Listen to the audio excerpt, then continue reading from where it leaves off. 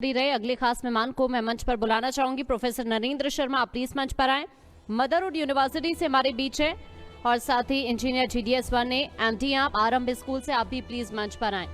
आप दोनों खास मेहमानों का एक बार फिर से स्वागत है। और अब अगले पैनल में भी एजुकेशन सेक्टर से जुड़े हुए ही कुछ खास सवाल होंगे।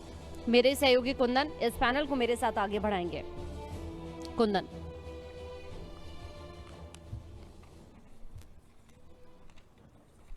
सर, आप दोनों को बहुत बहुत स्वागत है मंच पर।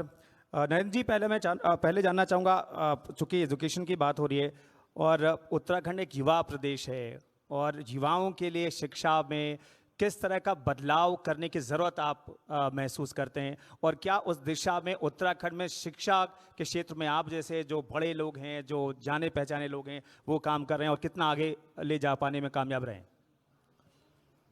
सबसे पहले मैं जीनोज उत्तराखंड और उत्तर प्रदेश का बहुत बहुत धन्यवाद देता हूं कि आज मदरहुड यूनिवर्सिटी को भी इस मंच पर आप लोगों ने आमंत्रित किया, सम्मानित किया।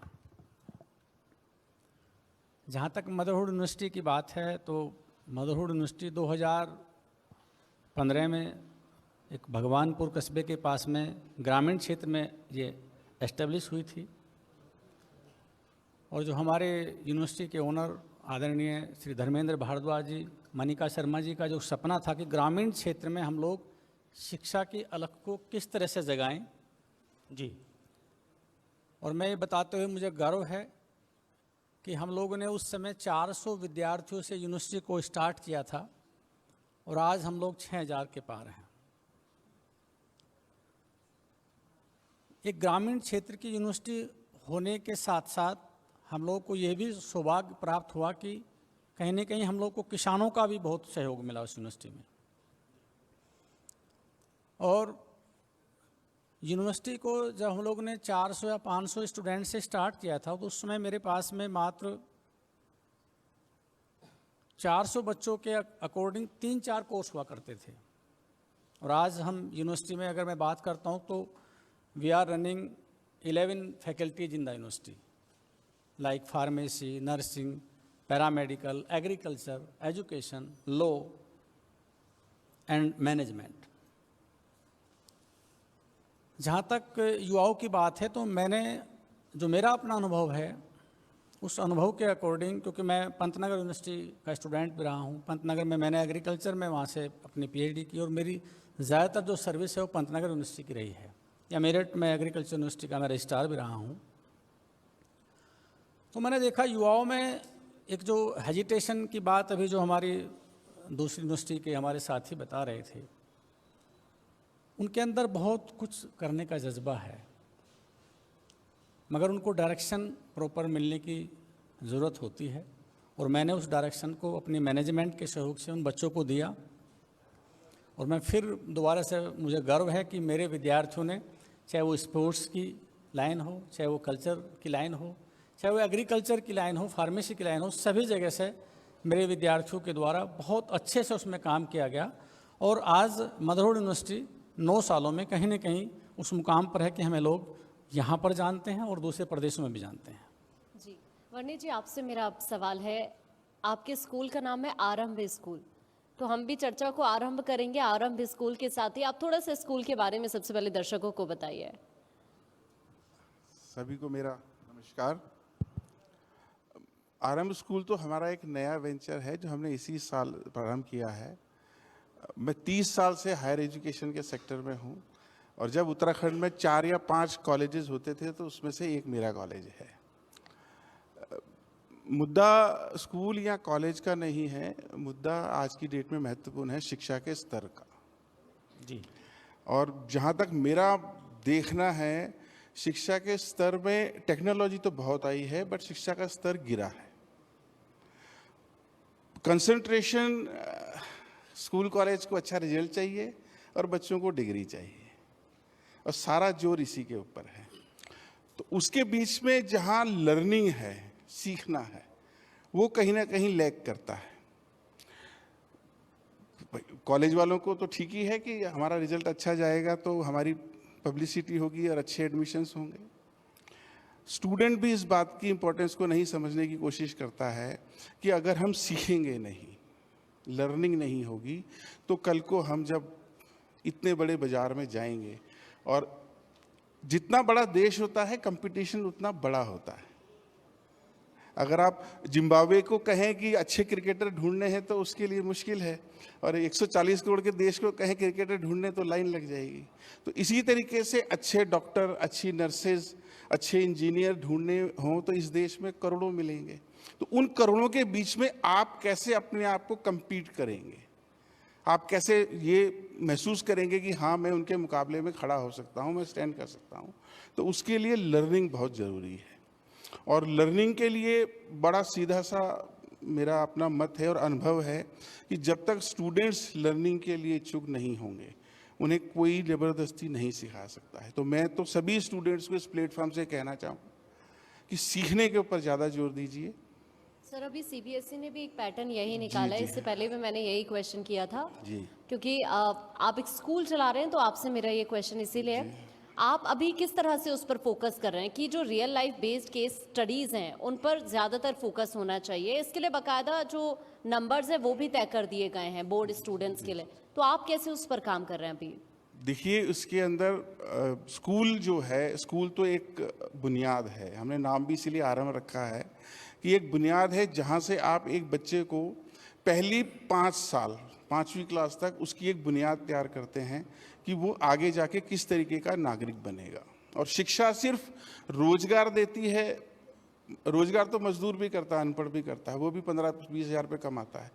एक अच्छा नागरिक कैसा बनेगा, हम कैसे एक जिम्मेदार सिटीजन को बना सकते हैं, वो शिक्षा निर्धारित करती है, और उसके लिए स्कूल का बड़ा अहम रोल है। और स्कूल में छोटी क्लासेस हैं तो वहाँ बच्चे को जितनी भी मोरल एजुकेशन है या सामाजिक एक्टिविटीज से रिलेटेड चीज़ें हैं वो सिखाई जाएंगी। और जब बच्चा बड़ी क्लासेस के अंदर आता है तो मेरा बड़ा स्पष्ट मानना है, और इसको चूंकि सरकार ने भी इसको माना है कि रुचि बेस्ड जो बच्चे का इंटरेस्ट है कि वो क्या करना चाहता है, उसके लिए उसको छूट मिले वो करने की। ज़बरदस्ती उसको नहीं कि उसको साइंस के साथ हिस्ट्री भी पढ़नी है, ज्योग्राफी भी पढ़नी है, सभी कुछ पढ़ना है। जहाँ वो अपने आप को ज़्यादा कंफर्टेबल महसूस करता है, अगर वो आर्ट एंड क्राफ्ट में अच्छा है तो वो आर्ट एंड क्राफ्ट में ही जाए, वो ज़बरदस्ती मैथ को और बायोलॉजी को क्यों पढ़ाई अपनी करे।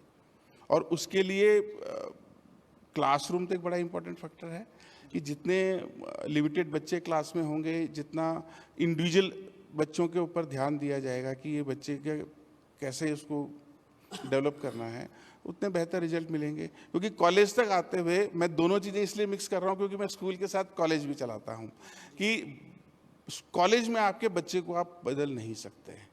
18 साल का बच्चा एक सांचे में ढल चुका होता है जी, तो इसलिए स्कूल इसके लिए बड़ा महत्वपूर्ण है। प्रोफेसर नरेंद्र, मैं एक चीज़ जानना चाहता हूँ कि देहरादून में चूँकि हम लोग मौजूद हैं, देहरादून में स्कूलिंग के बाद बोर्डिंग स्कूल की बात तो विश्वविख्यात है, प्रख्यात है। यहाँ पर बोर्डिंग स्कूल के लिए ये शहर जाना जाता है।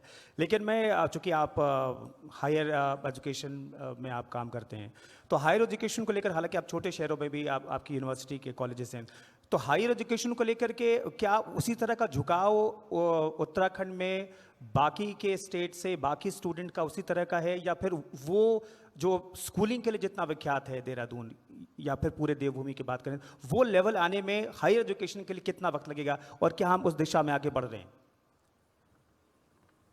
जहाँ तक दिशा में आगे की बढ़ने की बात है, तो मैं आपको बताना चाहूँगा कि इन 9 वर्षों में मैंने बताया कि जो मेरा विद्यार्थी है वो ज़्यादातर ग्रामीण क्षेत्र से मेरी यूनिवर्सिटी में आना स्टार्ट होता है। और अभी जैसे भाई साहब बता रहे हैं कि भाई लर्निंग बाय डूइंग, जब तक हम उनको करके नहीं दिखाएंगे और बच्चे से नहीं कराएंगे तो वो कभी भी अपने उस विषय की तरफ अट्रैक्ट नहीं हो सकता। सिंपली थ्योरी बेस्ड एजुकेशन से हम लोग का काम नहीं चल सकता। जैसे अगर मैं किसी भी एक सब्जेक्ट की बात करता हूँ, हम लोग ITK की बात करते थे, इंडिजिनस टेक्नोलॉजी होती है। सपोज करो कि एक गांव में कोई एक किसान जो काम करता है और मैं उसको थ्योरी बेस विद्यार्थियों को अपनी क्लास में उस टॉपिक को पढ़ाता हूँ, तो सिर्फ उसको समझ सकता है, लेकिन उसको करने की जो कैपेसिटी है तब आएगी जब उसको हम प्रैक्टिकल बेस उस शिक्षा को देकर या अपने फील्ड पर उसको कर दिखाएंगे। तो ज़रूरत इन विद्यार्थियों के अंदर उस सब्जेक्ट के प्रति इंटरेस्ट डेवलप करने की है, और उस इंटरेस्ट डेवलप करने के लिए आज की जो NEP 2020 में जो लागू हुई है, उसके अंदर भी सरकार ने यही ध्यान रखा है कि विद्यार्थियों को जो उनका एक सेमेस्टर सिस्टम है हम लोगों के पास में, सपोज करो कि कोई कोर्स मेरे पास 8 सेमेस्टर का चलता है, तो मिनिमम 1 सेमेस्टर वो विद्यार्थी किसी इंडस्ट्री के साथ एक यूनिवर्सिटी का एक कोलैबोरेशन हो, कोई एक MOU हो, और वो 6 महीने या 3 महीने कम से कम उस कोर्स के बारे में वहाँ प्रैक्टिकली जाने कि क्या उस कोर्स में वास्तव में चीज़ें होती हैं नहीं होती हैं। क्योंकि हम लोग, अगर मैं एक बात करूं कि भाई मैं किसान का बेटा हूं या मेरे बच्चे किसान के बच्चे हैं, तो हो सकता है वो एग्रीकल्चर अगर पढ़ते हैं तो वो ट्रैक्टर चलाना जानते हों या हल के बारे में जानते हों, लेकिन एक बच्ची या एक बेटा अगर शहर का बच्चा है वो, और उसने एग्रीकल्चर को एडोप्ट किया और उसको मैं सिर्फ थ्योरी की बात करूं, तो मैं समझता हूं कि शायद उसके साथ कहीं ना कहीं ये नाइंसाफ़ी होती है। और यही NEP में लागू किया कि जिसका जो इंटरेस्ट है, उस इंटरेस्ट के अकॉर्डिंग उस कोर्स के अंदर हम लोग इंडस्ट्री के साथ या अदर यूनिवर्सिटीज़ के साथ जहाँ पर वो फैसिलिटी है, हम लोग ट्राई करते हैं कि बहुत सारे MOUs हम लोगों ने किए हुए हैं स्टूडेंट एक्सचेंज प्रोग्राम के अकॉर्डिंग। सपोज करो कि मेरी यूनिवर्सिटी में वो फैसिलिटी नहीं है, तो मैं दूसरी यूनिवर्सिटी से MOU करूँ और मैं अपने विद्यार्थियों को उस यूनिवर्सिटी में भेजूँ जहाँ पर वो फैसिलिटी है। तो 6 महीने हम लोग स्टूडेंट एक्सचेंज प्रोग्राम के अकॉर्डिंग, इसके अकॉर्डिंग में मैंने MOU किए हैं। सेम मैंने अपनी फैकल्टी के लिए किया है, फैकल्टी एक्सचेंज प्रोग्राम के अकॉर्डिंग में हम लोगों ने MOU किए हैं, और हम लोगों ने कई नेशनल और इंटरनेशनल लेवल पर भी MOU किए हैं। तो मुझे लगता है कि अगर हम युवाओं की बात को समझते हुए, उनकी फीलिंग्स को जानते हुए एजुकेशन सेक्टर में चेंज करेंगे, अपने कुरिकुलम में चेंज करेंगे, तो निश्चित रूप से बदलाव आएगा। वर्णी जी, क्योंकि आप एजुकेशन सेक्टर की एक महत्वपूर्ण कड़ी है, इतने सारे स्टूडेंट्स आपके यहाँ पर पढ़ने आते हैं, लेकिन एक सवाल आपसे मेरा ये है कि देवभूमि के अगर एजुकेशन सेक्टर को देखा जाए तो वो आप कैसे देख रहे हैं, या फिर कोई सजेशन आपका यहाँ पर एजुकेशन सेक्टर को लेकर? देखिए, मेरा मानना शुरू से ये रहा है कि उत्तराखंड में 2 ही चीज़ें जो हैं वो सबसे महत्वपूर्ण हैं, जो यहाँ हर तरीके के रोजगार के अवसर भी उपलब्ध करा सकती है। वो है शिक्षा और पर्यटन। अब टूरिज्म तो एक अपने आप में बहुत वास्ट सेक्टर है, उस पर तो अभी चर्चा नहीं हो सकती। बस शिक्षा का, चूँकि देहरादून की कुछ अपनी USP हैं कि यहाँ का एनवायरनमेंट अच्छा है, क्राइम बहुत कम है, और शुरू से स्कूल एजुकेशन के लिए देहरादून बहुत प्रसिद्ध रहा, और धीरे धीरे वो देहरादून से दायरा बढ़ते हुए हरिद्वार, रुड़की, ऋषिकेश, फिर कुमाऊं तक चला पहुंच गया। तो आज की डेट में देहरादून या उत्तराखंड को अगर आप कहें तो किसी भी प्रकार की उच्च शिक्षा के लिए ये एक बहुत ही, सभी के लिए बहुत सूटेबल जगह है कि जहां उसको किसी भी कोर्स के लिए, मेडिकल MBBS कॉलेज ही 6-7 हो गए हैं आज उत्तराखंड के अंदर। तो हर तरीके की बच्चे के लिए अपॉर्चुनिटीज़ यहाँ उपलब्ध हैं, और एनवायरनमेंट भी यहाँ का बड़ा फ्रेंडली है, सब चीज़ें हैं। बट कुछ चीज़ें हैं जो मुझे लगता है कि अभी कमी है। उसके अंदर जो निजी विश्वविद्यालय हैं तो स्वाभाविक है, सारा मैनेजमेंट उनका है, तो वो तो अपने स्तर पे उसका सुधार कर सकते हैं। बट जो कॉलेजेस सरकारी विश्वविद्यालयों से, टेक्निकल यूनिवर्सिटी है, श्रीदेव सुमन यूनिवर्सिटी है या मेडिकल यूनिवर्सिटी है, इससे जुड़े हैं, तो वहाँ पे सरकार को ध्यान देने की ज़रूरत है कि वो उनको अच्छा संगठित करें, ताकि समय से एग्ज़ाम और समय से रिजल्ट हो। क्योंकि कोई भी बच्चा अगर डिग्री लेने पढ़ने के लिए आ रहा है तो उसका अंतिम लक्ष्य होता है कि मुझे समय से एग्ज़ाम होके और मेरी डिग्री मेरे पास उपलब्ध। तो मैं सरकार से इस मन से ये कहना चाहूँगा कि अपने जो सरकारी विश्वविद्यालय है उनको संगठित करने की और उनको अप टू डेट करने की बहुत ज़्यादा आवश्यकता है, ताकि समय से परीक्षाएं हों और समय से रिजल्ट डिक्लेयर किया जाए। ठीक है प्रोफेसर नरेंद्र, एक चीज़ मैं जानना चाहूँगा, अभी के स्टूडेंट चाहते हैं कि भाई वो कोर्स करें जिससे उनकी नौकरी मिले। प्लेसमेंट एक बड़ा इशू है, क्योंकि अभी बातें होती है कि बड़े बड़े मैनेजमेंट इंजीनियरिंग करे हुए स्टूडेंट को भी प्लेसमेंट में दिक्कत हो रही है। आपकी यूनिवर्सिटी प्लेसमेंट को लेकर के क्या योजना चलाती है, और क्या आपके पास स्टूडेंट उन कोर्स में ज़्यादा इंटरेस्टेड दिखाई देते हैं जहाँ पर आपकी प्लेसमेंट की अब अच्छा रेशियो रहा हो प्लेसमेंट का? जहाँ तक प्लेसमेंट की बात है, मैंने बताया आपको अभी कि except MBBS we are running all courses.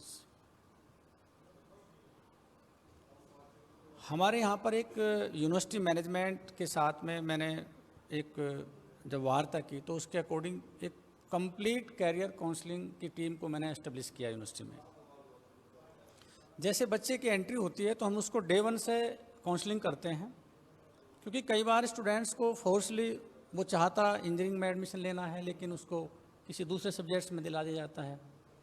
कहीं ना कहीं पेरेंट्स भी ये चाहते हैं, ज़्यादातर कुछ ही कोर्स हैं जो उनकी टिप्स पर रहते हैं, मगर आज ऐसे ऐसे कोर्स इंट्रोड्यूस हुए हैं जिनसे उनका फ्यूचर भी कहीं ना कहीं सिक्योर है, और वो अगर उसमें एडमिशन लेते हैं तो अगर वो उसमें मेहनत करते हैं तो निश्चित रूप से वो देश में ही विदेशों में भी जाकर अपने जॉब को अच्छे से कर सकते हैं। और उस कैरियर काउंसलिंग के माध्यम से, क्योंकि स्टूडेंट्स के ऊपर सबसे बड़ी जो हार्डशिप होती है आते ही उसके ऊपर एक जॉब का प्रेशर रहता है, तो जो उनके जितने भी कन्फ्यूजन्स होते हैं मैं उस कैरियर काउंसलिंग की टीम से उनके कन्फ्यूजन्स को दूर कराता हूँ। फिर बहुत सारी कॉन्फ्रेंसेस, वर्कशॉप के थ्रू, बहुत सारे गेस्ट लेक्चर के थ्रू स्टूडेंट्स को बीच बीच में जो उसका कोर्स है, मेन कोर्स है, उसके अलावा उस कैरियर काउंसलर के थ्रू, उस कोर्स के थ्रू, उस वर्कशॉप के थ्रू, उस कॉन्फ्रेंस के थ्रू उनके कन्फ्यूजन्स को हम दूर करते हैं। और जैसे जैसे उसकी डिग्री कंप्लीशन की ओर आती है, उसका अगर कम्युनिकेशन में कहीं प्रॉब्लम है तो उसको इंग्लिश कम्युनिकेशंस की क्लासें हम लोग एक्स्ट्रा कराते हैं। यहाँ तक कि बच्चे को इंटरव्यू के लिए भी हम लोग तैयार करते हैं, क्योंकि जो हमारे विद्यार्थी हैं, मैंने बताया कि बहुत सारे विद्यार्थियों के अंदर बहुत बड़ा हेजिटेशन ये है कि वो बहुत कुछ जानता है, मगर कहने की जो सामर्थ्य है, जब मंच पे वो आता है तो कहने के जो कहना चाहता है वो ना कह के कुछ और बातें कह जाता है। तो उसके लिए जो हमारे कैरियर काउंसलर हैं उसकी तैयारी करते हैं, उनको तैयार करते हैं, और इसी का नतीजा यह है कि आज हमारे विद्यार्थी बहुत अच्छे से एब्रोड में भी स्टडी कर रहे हैं, इंडिया में बहुत अच्छी कंपनी में वो प्लेस हुए हैं। और मैं तो ये कहता हूँ कि मेरा विश्वविद्यालय शिक्षा संस्कारों के साथ देने की कोशिश करता है, और इसमें हम सफल हैं। हमारे विद्यार्थियों ने, चाहे वो खेल का क्षेत्र हो, सांस्कृतिक क्षेत्र हो, शिक्षा का क्षेत्र हो, हमेशा मदरहुड यूनिवर्सिटी का नाम रोशन किया हो। और मुझे बताते हुए गर्व है कि मेरे यहाँ पर कई विद्यार्थी ऐसे हैं जो रेसलिंग के क्षेत्र में, कबड्डी के क्षेत्र में, वॉलीबॉल के क्षेत्र में मेरे विश्वविद्यालय का नहीं, इस प्रदेश का, पूरे देश का नाम रोशन किए हुए हैं। तो ये जो कैरियर काउंसलर है जो मेरे यहाँ पर ये होती हैं, उसके अकॉर्डिंग हमारे प्लेसमेंट बहुत अच्छे से हुए हैं, और मुझे पूरी उम्मीद है कि भविष्य में भी वो अच्छे से ही होंगे। और मैं एक लास्ट में एक बात और कहना चाहता हूँ कि कोई भी शिक्षण संस्थान, वो उनके टीचर्स, उनके नॉन टीचर स्टाफ और स्टूडेंट्स से जाना जाता है, और मुझे कहते हुए गर्व है कि मेरे विद्यार्थियों की वजह से आज मदरहुड यूनिवर्सिटी का नाम पूरे देश में जाना जाता है। तो मैं इसके लिए उनको भी बधाई देना चाहता हूँ। चलिए, बहुत बहुत धन्यवाद आपका और बहुत बहुत शुभकामनाएं आप दोनों को। आप जिस मकसद के साथ मेहनत कर रहे हैं उसमें आपको कामयाबी मिले। बहुत बहुत शुक्रिया, बहुत बहुत धन्यवाद। धन्यवाद आपका, बहुत बहुत धन्यवाद। मेहमानों का भी, और इसी तरह से चर्चा के पहलू को आगे बढ़ाएंगे, लेकिन फिलहाल एक छोटे से ब्रेक के लिए यहाँ पर अब रुक रहे हैं।